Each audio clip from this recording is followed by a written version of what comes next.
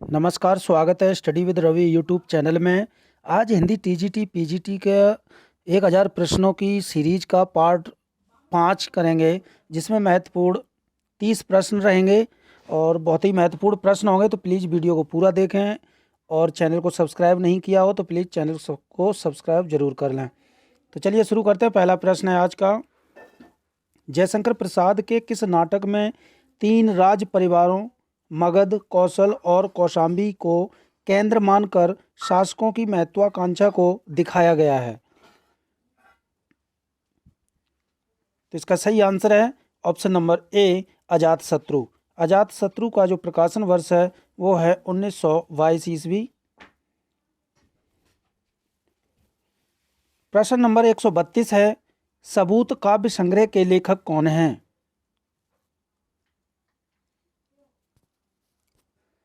तो इसका सही आंसर है, सबूत जो काव्य संग्रह है उसके लेखक हैं ऑप्शन नंबर ए, अरुण कमल। प्रश्न नंबर 133, मुझे दिखा एक मनुष्य काव्य संग्रह के लेखक हैं? ऋतुराज, लीलाधर मंडलोई, मंगलेश डबराल या दुष्यंत कुमार? तो मुझे दिखा एक मनुष्य काव्य संग्रह के लेखक हैं option number C, Manglesh Dabral.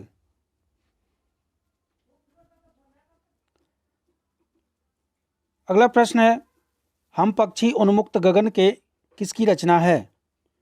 Shiv Mangal Singh Suman की, त्रिलोचन की, निराला की या हरिवंश राय बच्चन की?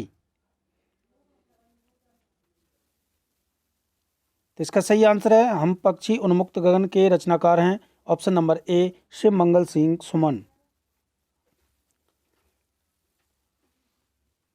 प्रश्न नंबर 135, पुष्पदीप किसकी रचना है? केदारनाथ अग्रवाल की, केदारनाथ सिंह की, नागार्जुन की या रामधारी सिंह दिनकर की? तो इसका सही आंसर है, पुष्पदीप जो रचना है वो है option number A, Kedarnath Agrawal की। प्रश्न नंबर 136, केदारनाथ अग्रवाल का जन्म स्थान है? तो केदारनाथ का जो जन्म हुआ था वो हुआ था बांधा में 1911 ईस्वी में। प्रश्न नंबर 137, बालेंदु उपनाम से कौन लिखते थे? केदारनाथ सिंह, नागार्जुन, केदारनाथ अग्रवाल या हरिवंश राय बच्चन? तो इसका सही आंसर है option number C, Kedarnath Agrawal जो थे वो बालेंदु उपनाम से लिखते थे। प्रश्न नंबर 138, कामायनी का अंगी रस कौन सा है? हास्य रस, करुण रस, शांत रस, अद्भुत रस? तो कामायनी का जो अंगी रस है वो है ऑप्शन नंबर सी, शांत रस। प्रश्न नंबर 139, इनमें से पंत की कौन सी रचना प्रगतिवादी है? ग्रंथि, वीणा, पल्लव या युगांत? तो इसका सही आंसर है ऑप्शन नंबर डी, युगांत है, ये प्रगतिवादी रचना है। बाकी रचना जो हैं छायावादी हैं। प्रश्न नंबर 140, पुनर्जागरण दो जातीय संस्कृतियों की टकराहट से उत्पन्न ऊर्जा रचनात्मक ऊर्जा है, यह कथन किसका है? डॉक्टर मैनेजर पांडे या फिर डॉक्टर नगेंद्र का या आचार्य रामचंद्र शुक्ल का या फिर राम स्वरूप चतुर्वेदी का? तो 140 का सही आंसर है option number D, Ram Swaroop Chaturvedi का यह कथन है। प्रश्न नंबर 141, प्रेम सरोवर किसकी रचना है? भारतेंदु हरिश्चंद्र की, प्रताप नारायण मिश्र की, प्रेमघन की या फिर अंबिका दत्त व्यास की? तो प्रेम सरोवर रचना के लेखक हैं ऑप्शन नंबर ए, भारतेंदु हरिश्चंद्र। प्रश्न नंबर 142, श्यामालता की रचना किसने की? ठाकुर जगमोहन सिंह ने, अंबिका दत्त व्यास ने, प्रताप नारायण मिश्र ने या फिर प्रेमघन ने? तो श्यामालता की जो रचना की है वो की है ठाकुर जगमोहन सिंह ने।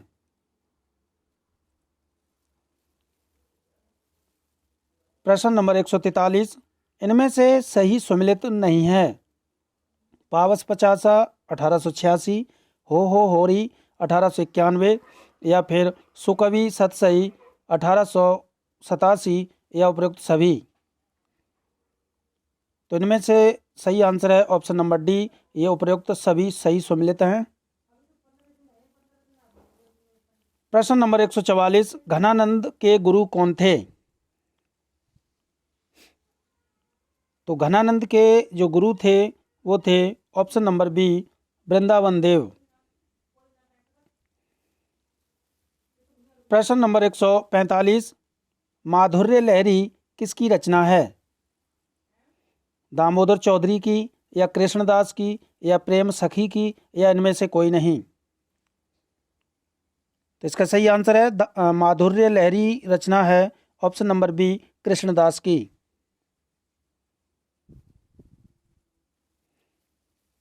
प्रश्न नंबर 146, भ्रमर गीत में कुल कितने पद हैं? 500, 600, 700, या 900। तो भ्रमर गीत में जो पद हैं वो है ऑप्शन नंबर सी, 700।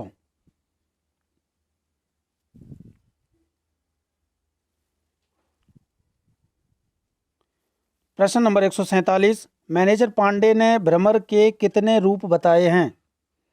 3, 2, 8, या फिर 6। तो मैनेजर पांडे ने भ्रमर के 3 रूप बताए हैं। पहला है कृष्ण का प्रतीक,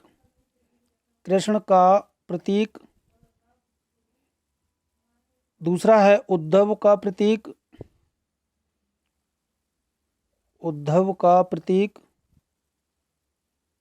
तीसरा है स्वतंत्र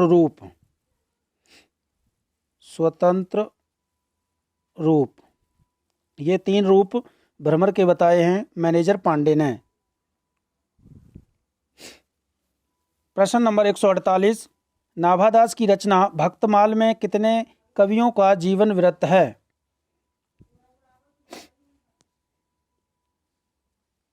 तो इसमें है 200 कवियों का जीवन वृत्त है, ऑप्शन नंबर बी।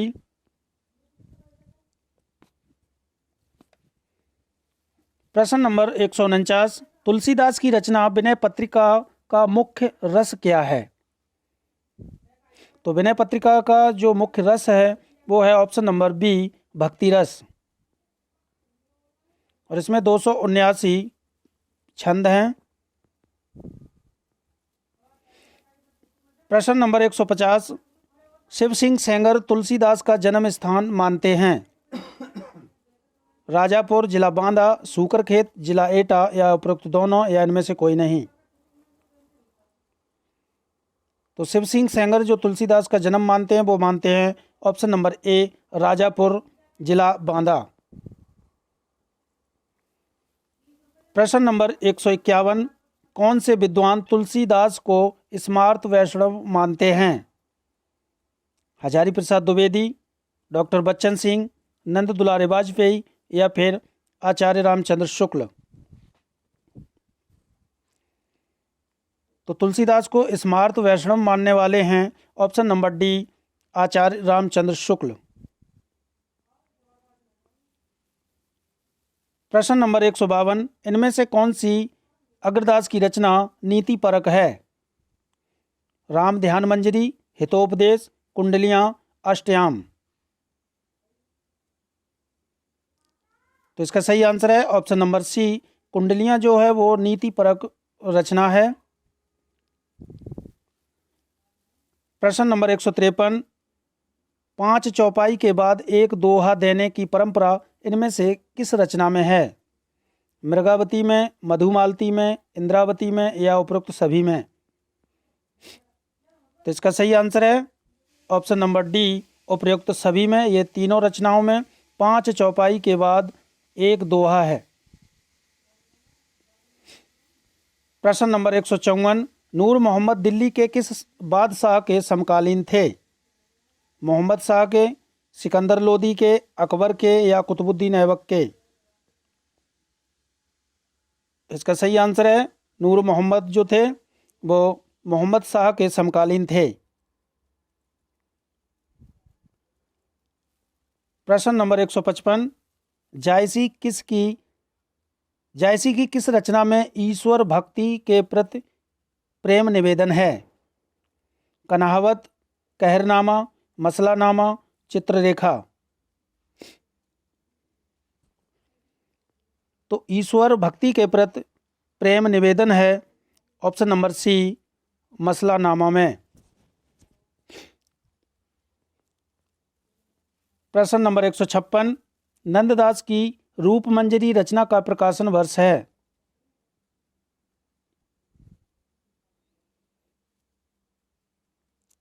तो रूपमंजरी का प्रकाशन वर्ष है ऑप्शन नंबर ए, 1568 ईस्वी। प्रश्न नंबर 157, रस गगन गुफा अजर झरे पंक्ति किसकी है? रसखान की, कबीरदास की, तुलसीदास की या रहीमदास की? तो रस गगन गुफा अजर झरे ये पंक्ति के लेखक हैं ऑप्शन नंबर बी, कबीरदास।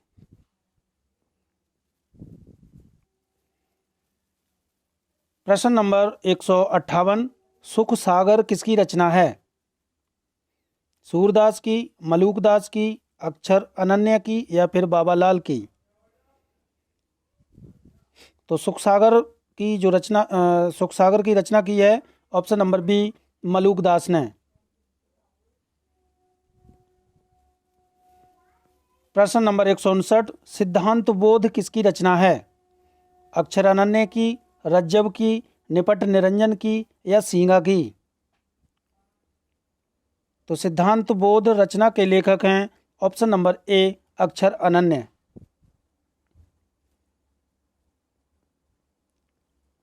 प्रश्न नंबर 160, विश्नोई संप्रदाय का मुख्य केंद्र था?